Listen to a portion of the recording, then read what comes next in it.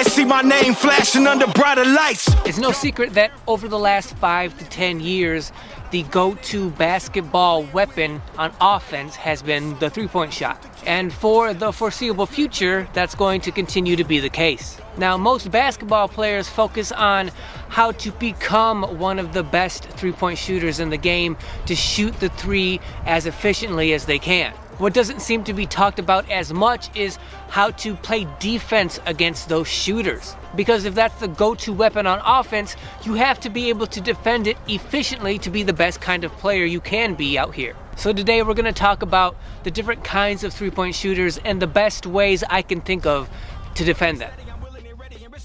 So first of all, I'm saying three-point shooters, but what I actually really mean is three-point scorers, because you could have a shooter who's a high volume shooter, shoots a lot, but they don't necessarily make a lot of their shots. That doesn't really matter if they're shooting a lot and not scoring. They're not of much consequence. What I'm referring to are three-point shooters who shoot the ball, shoot the three a lot, and also are very efficient at doing so. So let's start with what I come across most commonly out here at the court. The most kind of three-point shooter you'll come across out here is someone who shoots the three well, but only under certain circumstances. So let's see. There are different kind of situations and circumstances in which three-point shooters shoot the ball. So you have the players who dribble the ball to set up their three-point shot.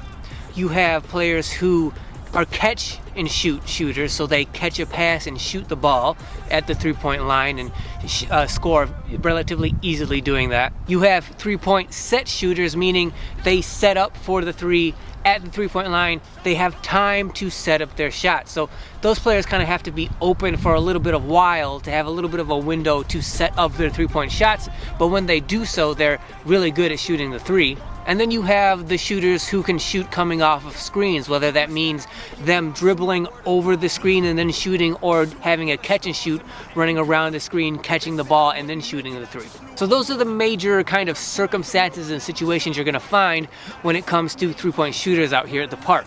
It's most common in my experience that those three-point shooters are only good in one or maybe two of those situations. I think of those players as like situational three-point shooters. The best way to defend them is to figure out what situations they use in order to be a good three-point shooter, and then do the best you can to limit those situations from happening. If you can take away their situations that they go to in order to shoot those threes, then you don't have to even defend those shots. So you take away the situation, thus you take away the shot, thus you've taken away their greatest weapon. Say, for example, a player is best at shooting the three when they have the ball in their hand and they dribble in order to set up their shots. A lot of players are like that. A lot of players will establish a rhythm by dribbling the ball, and then when they feel it's time, they'll then pull up for their three, and if they do it right, if they're good shooters, they will make the majority of their shots. Say, for example, in other situations, they're just not that good. They're not good catch and shoot shooters, they're not good at coming off screens. For whatever reason, they may not even be good set shooters. But when they dribble, they set up that rhythm for themselves, and because of that, now they're pretty good three-point shooters coming off the dribble. In that particular situation, it is your job to disrupt that dribble.